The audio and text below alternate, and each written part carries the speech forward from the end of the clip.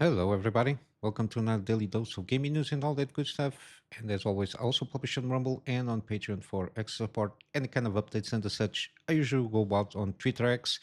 Yesterday, I did publish Firewatch episode, and tomorrow will be another one. And just a quick reminder again, I got already the complete gameplay series. Some of these games, when they are on a deal, I will always mention them if they are worth it or not. But yeah, other than that, we are, I think tomorrow, Monster Hunter Wilds will launch. The reviews are around, uh, I don't know, 9 out of 10, mostly. My only concern is see how it goes regarding PC performance in terms of those optimizations. Other than that, seems to be a pretty good game. We'll see how it goes on the post launch thing, and see how it goes. I don't know, in the next couple of months. I'll probably they will improve a little bit more, but we will have to wait and see about that. So regarding hardware, also we are on the eve of the AMD RDNA launch event, or at least the announcement, and we are already seeing a lot of leaks from specs to prices to everything. Now we had, I will assume it's kind of a mistake from MicroCenter, and it seems the RDNA 4, they are starting around, I think the 9070 XT starting around 650, if not mistaken, give or take, or between 700. Again, this is AIB models. I'm not exactly sure if we're going to have any founders editions per se from AMD. I will assume so, at least the XT variant. But the non-XT variant seems to be in line more of around 650. At least this is what we got here from this listing. Again, I'm still, we've been seeing a lot of these listings around the same price from some time now. I'm still kind of convinced that this is going to be placeholder prices for now, because I don't think they will try to creep this close to the 70s, 5070 Ti and not Ti variants from NVIDIA, or else they will not do the aggressive pricing that people are expecting from them. But yeah, we will only know for sure tomorrow after the event comes out. But yeah, so far it's in line kind of with the prices that we've been seeing from other listings from other places. But yeah, hopefully this is not the real price, and it will come in more aggressive pricing regarding this RDNA 4, or else I don't know, or else it's not going to be that good of a deal. Even though again, at this price point, it's way cheaper on the not the MSRP of the 5070 Ti, but the real price of the 5070 Ti, and the fact that they don't have stock also basically. But yeah, we'll have to wait and see how this goes tomorrow. I will try to cover when it comes out. We got also some final specifications. Again, this is leaked information. Again, it goes in line with what we've been seeing here, at least so far. We got the thing which is the compute unit 64, the 7900 XTX. I think it has 96 or something compute units. Got the die size, which seems to be a pretty big one. A lot of billions of transistors. Again, this usually takes we take in account is trying to do kind of a certain math on how the GPU die in this case usually might cost. But yeah, what else can I say here? We got some AI accelerators, stream processors, which is 4096, which is it's maintained here, so no news so far. The game GPU clock, it's around 2400 megahertz, and it supposedly can boost up around almost 3000 megahertz. We've been seeing some information that the AIB variants can boost a little bit up more than this. I saw some numbers from 3200 to 3300 almost. But yeah, again, we will need to wait for independent reviews to have confirmation of how well they will perform. and if it does boost this kind of megahertz, because it's a kind of a benchmark number. But yeah, everything in terms of memory stuff here, the infinity cache, the memory here, 16 gigabytes of GDDR6, memory speed, it's kind of the same. Memory bus interface, the same thing here. Again, total power, supposedly, again, I will assume this is the first party from AMD, will be around 300 watts, give or take. I will assume AIBs will boost up this, I don't know, 350 watts. But still, this comes with 8-pin, at least most of them will come with 8-pin PCI connectors. So there isn't a need to upgrade your PSU if it is around 750 watts or so. But yeah, and the non-XC variant, again, it's a little bit of a cut down there, less power demanding, and then we'll have to see how it interfaces and how it compares itself with the XT variant in terms of price to performance, if it is any kind of trying to do the same thing that it did with the 7900 XT in terms of price and performance, which is at the time of launch was basically an upsell for the 7900 XTX. But yeah, got a little bit more this kind of informations that again supposedly are leaked for marketing materials, and they are being grouped here together on video cards. Again, usually all the information that I put up here, it's on links in the description below. So if you want to take a closer look here, but yeah, again, tomorrow is the day. Let's see how it goes. Hopefully, everything goes as a smooth launch and a very aggressive price points regarding NVIDIA competition. And again, hopefully FSR4 is a huge uplift in terms of quality of the previous FSR version. But yeah, we'll have to wait until tomorrow to have an official word from AMD. In terms of games, seems that Striking Distance Studio, the ones that did the Callisto protocol, a little bit hit with more layoffs. Again, the game itself, when it launched was a botch launch. I think it was a little bit more expensive than it should be. I think the budget was around $160 million. Again, after time of launch, it was not good. A lot of stuttering issues. Again, Unreal Engine 4 game was not very well optimized. I played the game. I did the gaming series because I did manage to claim the game for free from Epic Game Store. The game is good. The story is it's not bland, but it's something that you can get some twists here and there. But a lot of the stuff you can see it coming to a certain extent.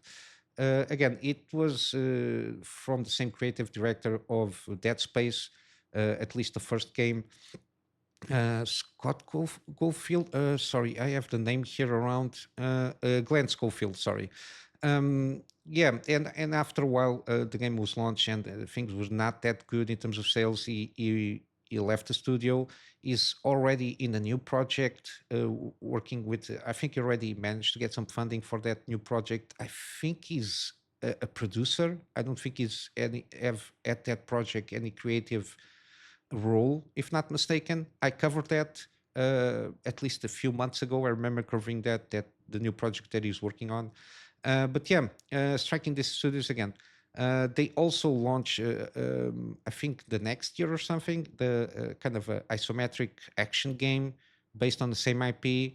Was kind of a roguelike kind of a thing there. Also didn't manage to sell well because, again, it was dependent to a certain degree of people played the Callisto protocol or not. But yeah, a lot of downsizing happened. They already been hit with some layoffs, and now it's the second wave, it seems. Again, it comes in line again with the fact that they are trying to agilize or agile teams to remain agile. So again, continue to trim the fat of the teams there. um, let's see, they are working on the project at this moment on Unreal Engine 5. Supposedly there was the lead gameplay programmer there has something information on the LinkedIn profile saying it is leading a team of 12 gameplay engineers to make the upcoming title. Let's see how this goes. Again, um, I'm not sure if they're going to work on a sequel here. Again, the problem with the Callisto protocol was it was a little bit on the shorter side of things. It got some twists on the gameplay that were very interesting. The story was good, um, but again, a little bit short. And he ended up on a huge cliffhanger. The story there to set up for the second game, but then again, the game cost too much to make. Uh, the launch was not good, and basically, we are in this situation again. Again, as I've been mentioning, I don't know for how many months now, we'll continue to see this because again, if you don't launch a good product and if people don't buy that product, again, eventually some cuts on the development teams will happen. And then we got also this DEI mandates and checklists that again, I think it stifles too much the production cycles and production costs of the games, and stifles also the creativity of the projects themselves. But yeah, we'll still continue to see this. I'm not surprised, but it is what it is. I think there was being happening some IGN fan fest or whatever.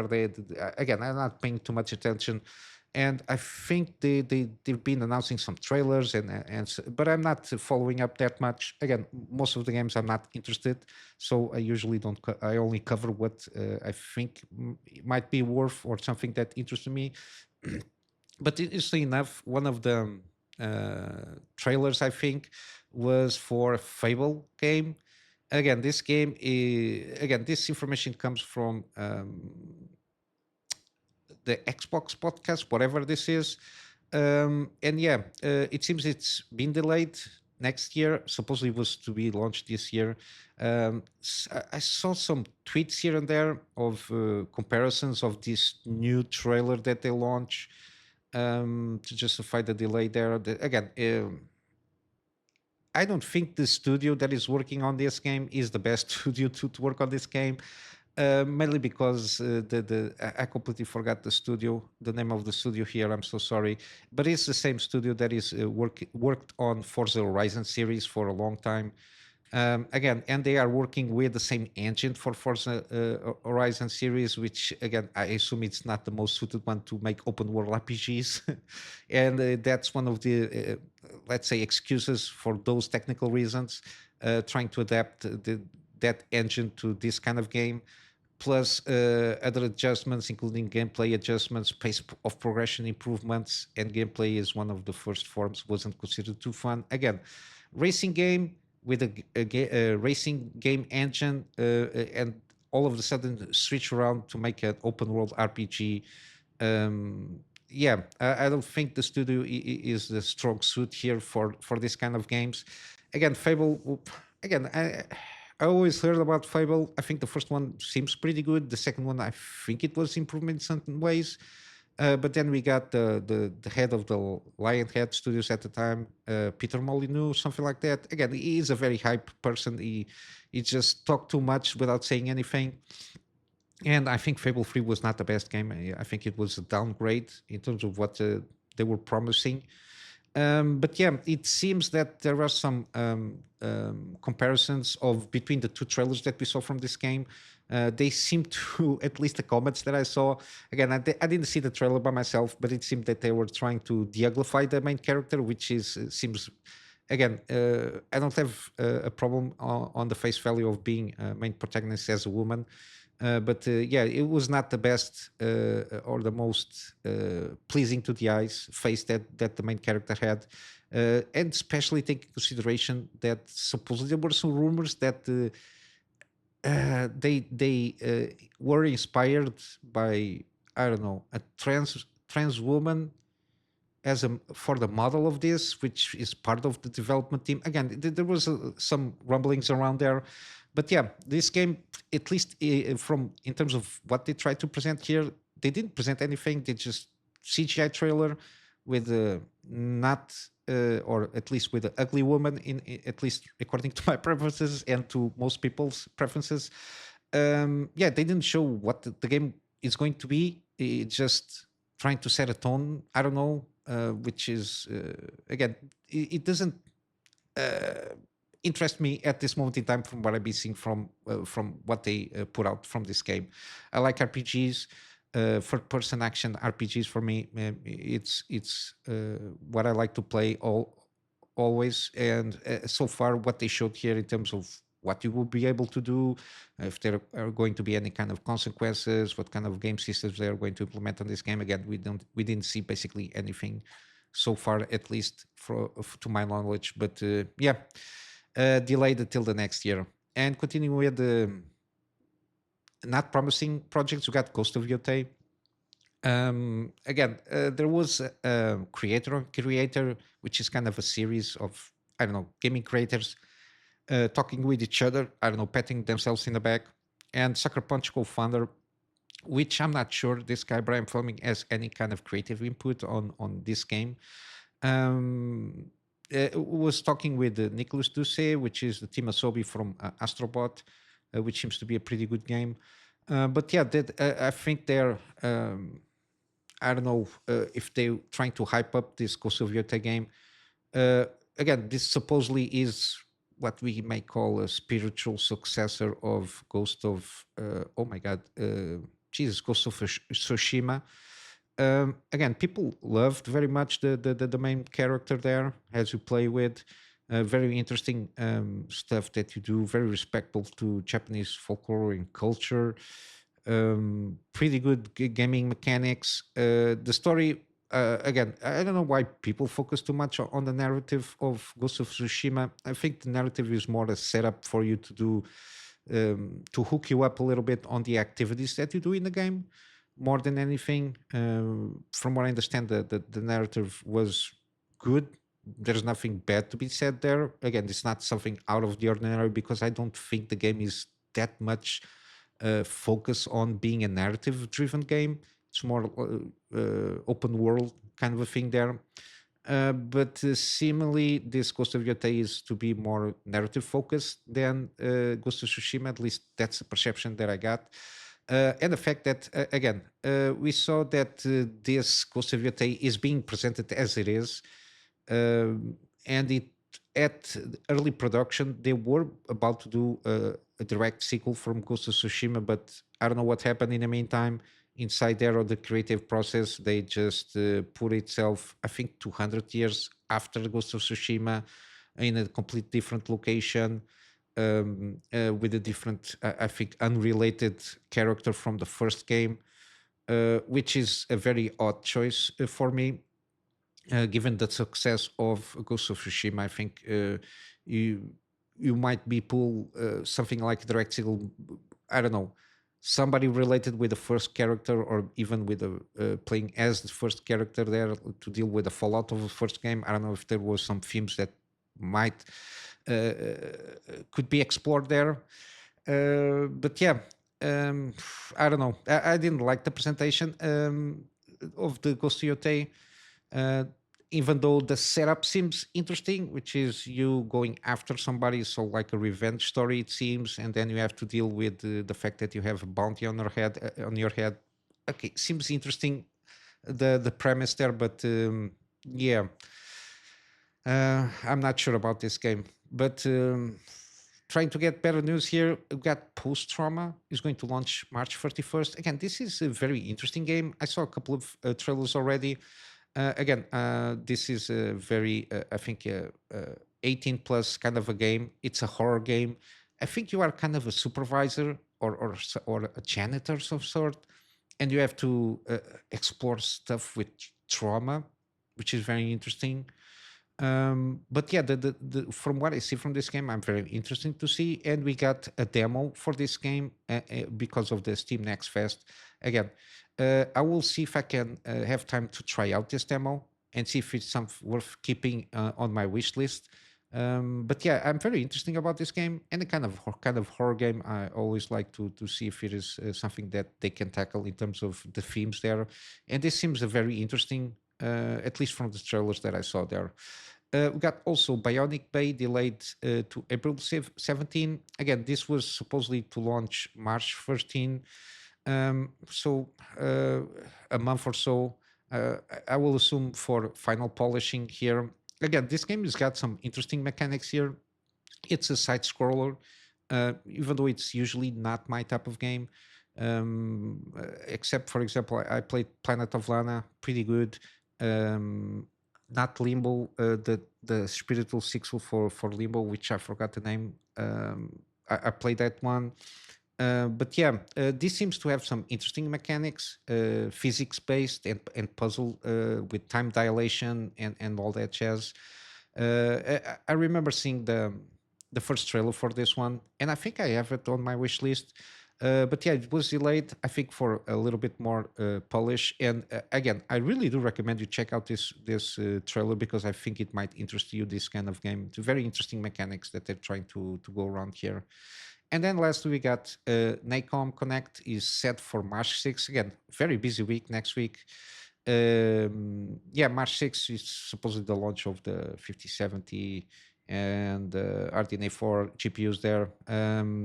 Yeah, what interesting more here from Nacon is Hell is Us. It's got a very interesting gameplay systems and the setting that they're trying to put it there.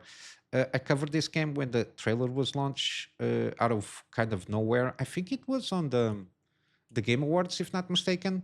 But I covered this game. It's one of those that it's on my wish list. There is something that is interesting a lot for me. And we got also Raven's Watch, which is kind of those isometric roguelikes. I think we might have like extra content or something like that. Edge of Memories, I don't remember seeing this game. But yeah, there is a a teaser trailer for this upcoming showcase and see how it goes. I will try to cover if I manage to do so because I'm very interested in seeing and getting more details of Hell is Us. I got that on my wish list. But yeah, let's go for some gaming deals. We still have Black Mesa Definitive Edition, so Half-Life 1 Remake on Source Engine 2, if not mistaken. It's 75% off. We got Observer System Redux, 70% off. Again, this game seems pretty good. First-person detective kind of a thing, very narrative-driven from Bloober Team. But yeah, it seems pretty good. I managed to claim this game on Epic Game Store a long time ago. Got Steel Journey, 67% off. Again, this got a stamp of approval. I played this game way back in PS3, if not mistaken, and I did enjoy the experience here. We got Liza P. It's now on a deal here, 40% off. Eventually, we'll have Overture. It still doesn't have a price on this, which is interesting. Then you got Stray, 40% off. Cocoon 40% off also, and then Lorelei and Laser Eyes, which is kind of a puzzle game. It's also 25% off. Then you got from my library, you got Dome Keeper, again, excellent game, 50% off. I do recommend from what I played here. I played the demo before I buy the game. I really did enjoy what I played there. And again, if you want to check if it is something for you, you have the demo that you can play out, and it's very comprehensive. You get a good idea what this game is about. We got Jusant, again, 50% off still. I do recommend this game at this price point. Very interesting experience. I'm still recording this series here, and from what I played, it's a pretty good experience of exploration and getting to look of the journals and everything. It's a pretty good experience. Then you got Planet of Lana. Again, I already record the gameplay of this game. Probably is going to be the next series as far I watch, and I do recommend this game. 50% off. Again, it's not a very long game. I think you can wrap it up if you take it smoothly. I don't know, 10, 15 hours, give or take. A lot of puzzling, no dialogue. Everything is told by environmental stuff there. Very good game. I really did enjoy this one. And then last we got World. Again, I do recommend this game even when it's not on a deal here. Again, 70% off. I do recommend buying this one complete bundle, which has the deep threat, which adds a little bit more on the game systems and the upgrade stuff that you can buy. Again, I really did enjoy this game. It's got some mix from boss battles, tower defense mechanics, the mining stuff there, the roguelike elements also. I really do like this game a lot. But yeah, I'll wrap up here for today with a plug on my Patreon here for access support. At this moment in time, the access support is for me to be able to get around and get a better system, a storage solution, so I can have backups of the stuff that I do for my clients, and of course, some extra space for the videos that I do for the channel. And with all that said, I hope you haven't fallen, and I'll see you in the next one. So until then, Kunami Master out.